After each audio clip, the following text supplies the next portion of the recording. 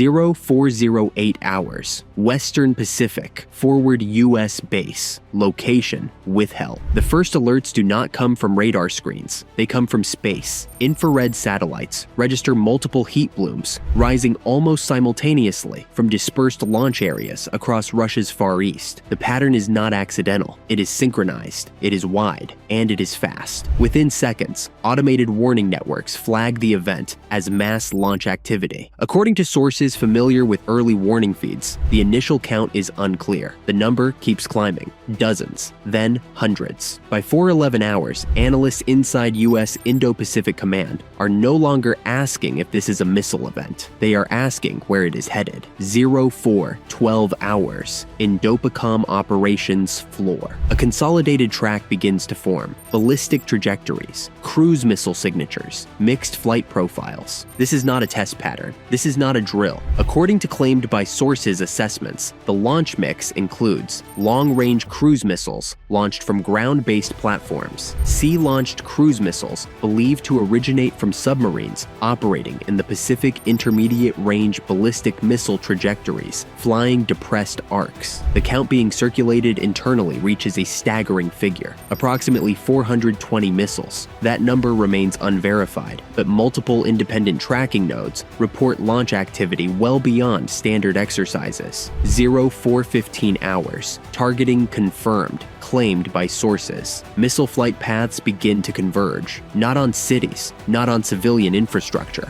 They are aligning toward a U.S. military installation in the Pacific, a forward base critical to logistics, command coordination, and force projection. The base's identity is deliberately withheld in early briefings. Operational security is already compromised enough. Inside hardened bunkers, commanders do not debate intent, they debate time. 0416 hours, base defense condition. Delta sirens activate across the installation. Aircraft shelters lock. Fuel lines are sealed. Personnel move underground. Missile defense systems begin transitioning from standby to active tracking. According to unverified but consistent reporting, the base's layered defense includes Aegis-linked radar coverage, terminal high-altitude area defense, THAAD, Patriot, PAC-3 batteries, electronic warfare, countermeasures, but no system is designed to face hundreds of inbound missiles at once. This is a saturation scenario. 0418 hours, first intercepts. Authorized space-based sensors refine trajectory solutions. Some missiles are flying low, skimming the curvature of the Earth. Others are climbing steeply before descending at hypersonic speed. Missile defense commanders begin prioritization.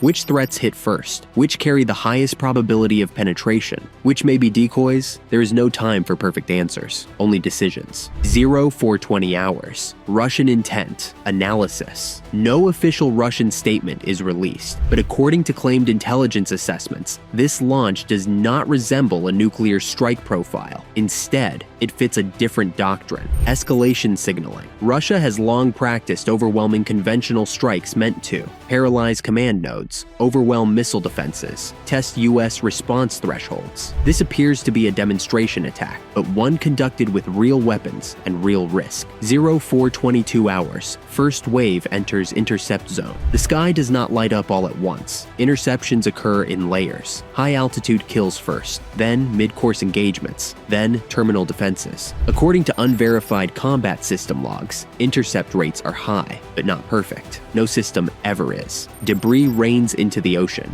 Radar screens flicker with clutter. Operators track dozens of simultaneous engagements. The air smells of ozone and overheated electronics. 0426 hours, command decision point at this moment. The United States must decide something far larger than interception. Is this an isolated strike? Is it the opening move of a broader campaign? Or is it a calculated probe designed to provoke a response? The answer will define the next hours, and possibly the next decade. According to sources familiar with the decision process, authorization requests are already moving upward, not defensive requests. Offensive options, 429 hours. Losses and damage, claimed by sources. Initial damage assessments are fragmentary. Some missiles are destroyed far from the base. Some are intercepted seconds before impact. A small number appear to get through. Exact results remain unverified, but early reports suggest limited infrastructure damage, no confirmed mass casualties, several systems temporarily knocked offline. The base remains operational. That fact alone changes everything.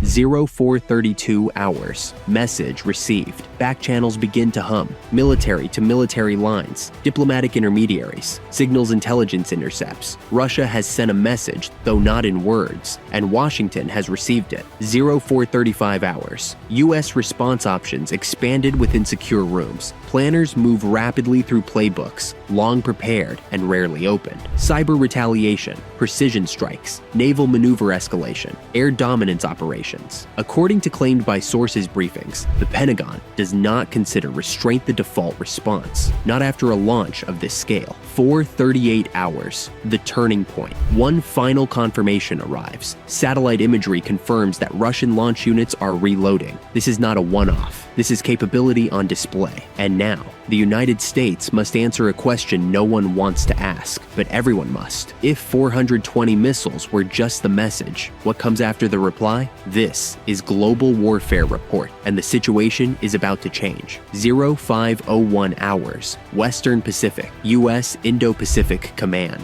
The room is silent when the final assessment comes in. The U.S. base is still standing. Missile defenses held, barely. That single fact reshapes the entire crisis. According to sources familiar with the command briefing, the conclusion is immediate and unanimous. This was not meant to destroy the base. It was meant to test it, and more importantly, to test America. 0506 hours, strategic shift. Inside secure briefing rooms, a critical realization sets in. Russia did not cross the nuclear threshold, but it deliberately approached it. This places the United States in the most dangerous category of conflict escalation. Gray zone strategic attack. A response is required, but the response must not trigger a chain reaction. According to claimed by sources deliberations, 3 rules guide the decision. No civilian targets. No nuclear escalation. Maximum strategic signal. This will not be restraint. This will be controlled retaliation. 0514 hours. U.S. response authorization is granted not for a single strike, not for a symbolic show, but for a multi-domain counter-operation designed to demonstrate dominance without igniting all-out war. The operation has a name, still classified, but its objective is clear. Cripple Russia's ability to repeat the attack. 0521 hours. Cyber domain ignites. Claimed by sources. The first blow is invisible. Russian military networks experience cascading failures. Satellite uplinks drop.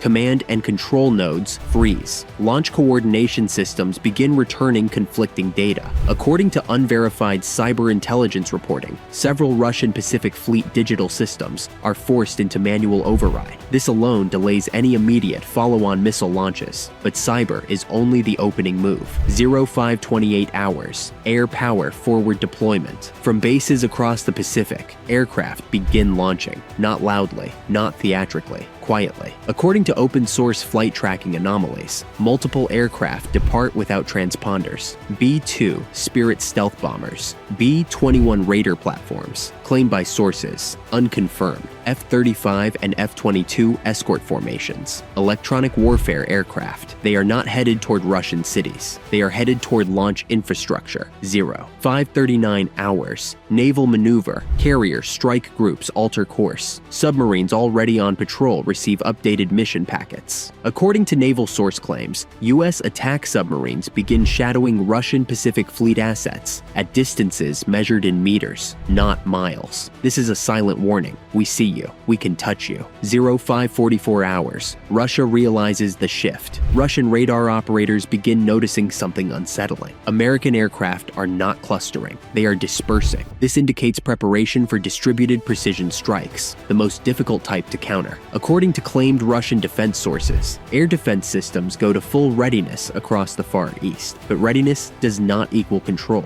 0552 hours. First kinetic response. The first physical strikes occur far from the public eye. Precision-guided munitions hit. Missile logistics, depots, fuel storage for launch units, radar support facilities. No cities are touched. No civilian zones are targeted. But the message is unmistakable. According to unverified satellite imagery, several Russian facilities suffer secondary explosions, indicating stored munitions destroyed. 0607 hours. Subsurface warfare, claimed by sources. Beneath the Pacific, another confrontation unfolds. U.S. submarines maneuver into optimal firing positions. They do not launch immediately. Instead, they ping. Active sonar pulses ripple through the water, a move considered extremely aggressive. Russian submarines detect it instantly. This is not stealth. This is dominance. 614 hours. Strategic communication. Washington breaks silence. Not publicly, privately. According to diplomatic channel reporting, a message is delivered to Moscow through multiple intermediaries. It is short, it is cold, and it contains no threats, only facts. The U.S. base survived Russia's launch capacity is now degraded. Further escalation will be met faster and harder. The implication is clear. The window to step back is closing. 0622 hours. Russian response. Analysis. Russia does not immediately retaliate. That hesitation matters. It suggests internal debate. According to claimed intelligence intercepts, Russian leadership is split between demonstrating resolve, avoiding uncontrollable escalation. The missile launch achieved its signal, but America's response achieved something more dangerous. It proved survivability. 0634 hours. Escalation control. The United States halts further kinetic strikes, not because it must, because it chooses to. This pause is intentional. It allows Moscow to recalibrate without losing face. A classic Cold War maneuver, executed with modern precision. 0649 hours. Global reaction allies are briefed. Japan raises readiness levels. Australia activates contingency protocols. NATO intelligence centers begin parallel assessments. The world now understands something new.